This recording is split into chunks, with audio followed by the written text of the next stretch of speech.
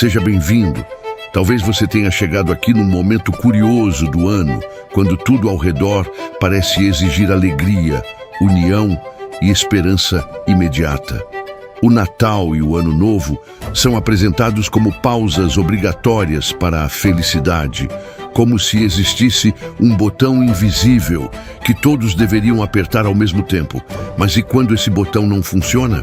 Quando o silêncio pesa mais que as celebrações, quando as relações parecem vazias, quando a promessa de um novo começo soa artificial. Neste vídeo, vamos analisar de forma racional a falsa ilusão criada em torno dessas datas, entender por que elas amplificam a solidão, a frustração e o conflito interno em tantas pessoas, e o que a psicologia, especialmente a perspectiva de Carl Jung, revela sobre esse desconforto coletivo que quase ninguém admite. Ao longo do conteúdo, você vai compreender os mecanismos psicológicos por trás dessa pressão social, reconhecer padrões invisíveis no seu próprio comportamento e, principalmente, encontrar caminhos mais lúcidos para atravessar esse período sem se perder de si mesmo. Antes de seguir, deixa eu te fazer um convite rápido, sem quebrar essa linha de raciocínio. Se esse tema já começou a tocar em algo aí dentro, se você gosta de conteúdos que não tratam o comportamento humano de forma rasa ou motivacional demais, se inscreve no canal agora, deixa o like e comenta o que mais te incomoda nessas datas. Isso ajuda o vídeo a chegar em pessoas que também vivem esse conflito em silêncio e mantém essa conversa acontecendo até o final. A alegria obrigatória e o desconforto silencioso. Existe algo estranho que acontece quando o calendário chega ao Natal. De repente, parece que todo mundo precisa estar bem, feliz, grato, rodeado de pessoas. E quem não está, começa a se sentir errado, deslocado, quase defeituoso. Carl Jung observava que quanto mais uma sociedade empurra uma máscara coletiva, mais força ela dá ao que é reprimido por trás dela. Essas datas funcionam exatamente assim. A alegria vira uma regra social, não uma emoção real. E quando a regra não combina com o que você sente por dentro, surge o conflito. A solidão que durante o ano era administrável, agora ecoa. O hábito de se comparar se intensifica. As redes sociais viram vitrines de vidas editadas. E o indivíduo, tentando se ajustar, se afasta ainda mais de si mesmo. O problema não é não sentir alegria. O problema é acreditar que há algo errado em não senti-la. E é exatamente aí que esse desconforto começa a ganhar uma profundidade que quase ninguém percebe. Chega o Natal e, de repente, parece que existe um clima invisível pairando no ar. Uma expectativa silenciosa de que todo mundo deveria estar bem, feliz, em paz, próximo de alguém. É como se a alegria tivesse data marcada, horário combinado e roupa certa para vestir. Só que a realidade raramente acompanha esse roteiro. Muita gente atravessa esse período sentindo um peso estranho, difícil até de explicar. Não é tristeza clara, não é raiva declarada, é um desconforto discreto, quase culposo. Carl Jung dizia que quanto mais a sociedade força uma imagem coletiva, mais ela empurra o indivíduo para dentro de um conflito interno. E o Natal faz exatamente isso. Ele acende uma luz forte demais sobre quem está sozinho, sobre relações frágeis, sobre vazios que durante o ano ficam mais silenciosos. O problema não é a data em si. O problema é a comparação automática que ela provoca. A ceia vira um termômetro emocional. As conversas parecem medir quem venceu, quem construiu, quem tem histórias para contar. Mesmo sem ninguém dizer nada, a mente completa os espaços. Quem não se encaixa começa a se sentir deslocado, como se estivesse assistindo a uma cena da qual não faz parte. Jung chamava isso de choque entre a persona, naquilo que mostramos ao mundo, e o que realmente está acontecendo por dentro. Nessas datas, a persona social pede um sorriso, mas o interior pede silêncio. E quando esses dois lados entram em conflito, surge uma exaustão emocional que muita gente sente, mas quase ninguém nomeia. E aí entram os pequenos gestos que parecem inofensivos, a mensagem automática desejando felicidade, a foto perfeita que surge na tela do celular, a pergunta clássica: e você vai passar com quem?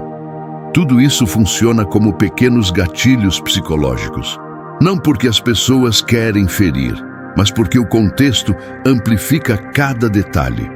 Jung alertava que aquilo que evitamos olhar em nós mesmos tende a aparecer com mais força quando somos pressionados a parecer completos. O Natal não cria a solidão.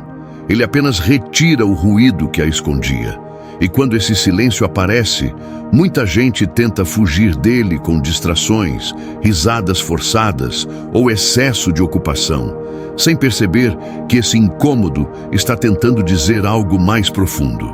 O mais curioso é que quanto mais alguém tenta corresponder à ideia de espírito natalino, mais distante fica de si mesmo. A alegria obrigatória vira uma máscara pesada, e máscaras, quando usadas por muito tempo, cobram um preço.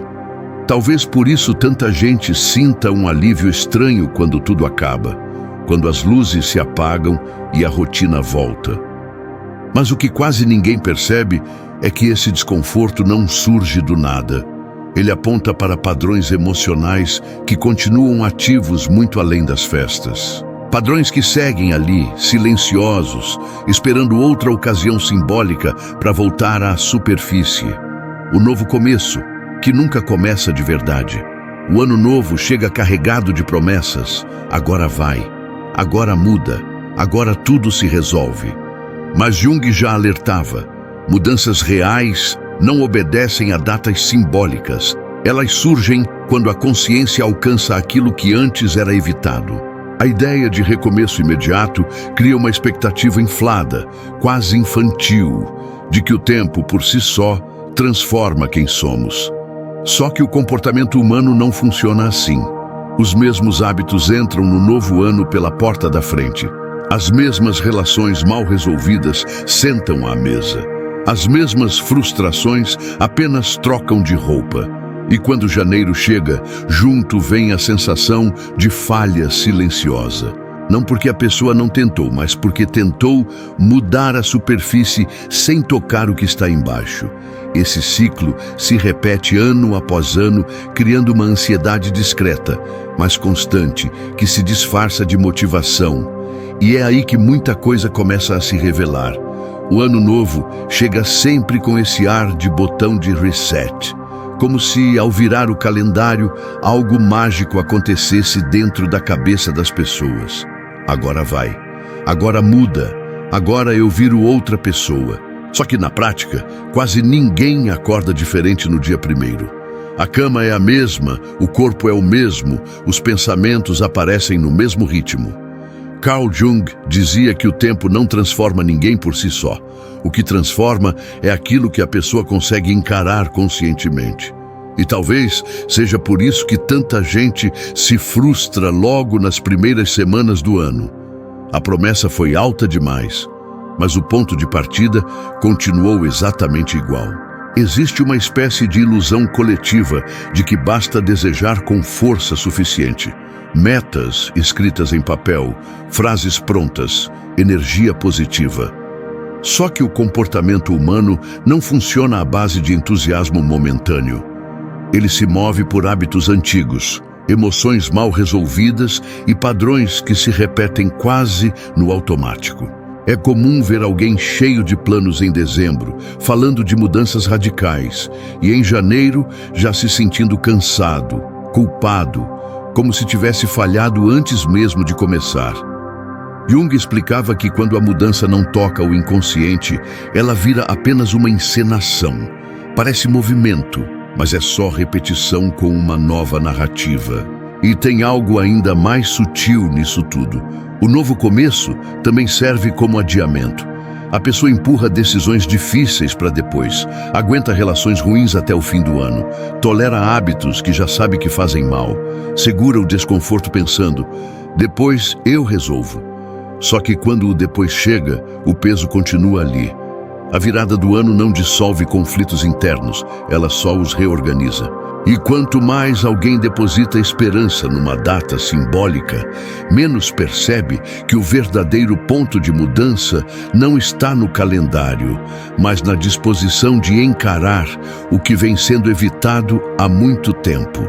Talvez por isso o Ano Novo gere tanta ansiedade silenciosa, porque ele promete libertação, mas entrega confronto. Confronto com o fato de que ninguém escapa de si mesmo. As mesmas inseguranças atravessam a virada junto com os fogos.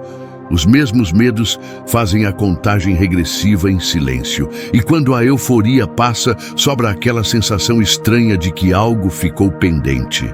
Como se o ano tivesse começado, mas alguma parte da pessoa ainda estivesse presa no anterior. Quando o inconsciente fala mais alto nas festas. Datas simbólicas mexem com camadas profundas da psique. Jung chamava isso de ativação de conteúdos inconscientes. Memórias, comparações, expectativas antigas, tudo sobe à tona sem pedir licença. Relações familiares ganham tensão. Conversas aparentemente simples carregam um peso estranho. Pequenos comentários machucam mais do que deveriam. Não é exagero, é psicologia. O ambiente festivo funciona como um espelho emocional. Ele reflete aquilo que estava sendo ignorado o ano inteiro. Pessoas que evitam o silêncio sentem mais incômodo. Pessoas que fogem de si mesmas sentem mais ansiedade. E quanto mais alguém tenta sustentar a imagem de que está tudo bem, mais energia gasta para manter essa aparência. O curioso é que esse desgaste raramente é percebido como um sinal, quando, na verdade, ele aponta exatamente para aquilo que precisa ser compreendido antes que o próximo ciclo comece. Existe algo curioso que acontece nas festas de fim de ano que pouca gente percebe conscientemente. As emoções ficam mais à flor da pele. Coisas pequenas ganham um peso enorme. Um comentário atravessado, um olhar diferente, um silêncio no meio da conversa. E não é acaso. Carl Jung explicava que certos períodos simbólicos funcionam como gatilhos psíquicos profundos. Eles mexem com memórias, expectativas antigas, histórias não resolvidas. É como se o inconsciente entendesse essas datas como um convite para falar mais alto. E ele fala, do jeito dele. Repara como reuniões familiares costumam ser carregadas de tensão disfarçada. Às vezes, tudo parece normal, mas o ar fica pesado sem ninguém saber explicar por quê. Um assunto muda rápido demais. Uma piada soa fora de lugar. Alguém se cala de repente. Jung diria que ali não é o presente que está sendo vivido, mas o passado que está sendo reencenado. Velhos papéis voltam sem aviso. O filho que nunca foi ouvido. O adulto que sempre precisou agradar. O parente que aprendeu a se defender com ironia. Nada disso surge do nada. Só ganha palco porque o ambiente simbólico baixa as defesas. E não é só na família. Isso aparece dentro da própria pessoa. Gente que passa o ano inteiro ocupada, distraída, produtiva, de repente se vê incomodada com o silêncio. A mente fica mais barulhenta à noite. Pensamentos antigos retornam. Comparações surgem sem serem chamadas. Jung dizia que aquilo que não encontra espaço durante a rotina, encontra passagem quando o ritmo desacelera.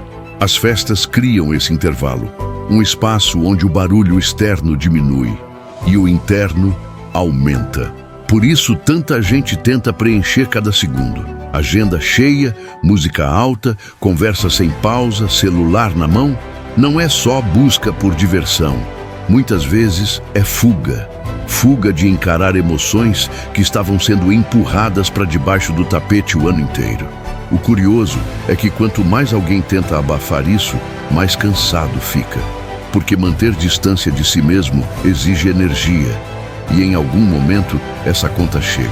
O que quase ninguém percebe é que esse incômodo não é um erro emocional, é um sinal. Um aviso de que existem partes internas pedindo atenção, pedindo integração. Jung defendia que ignorar esses conteúdos só faz com que eles retornem de forma mais intensa depois.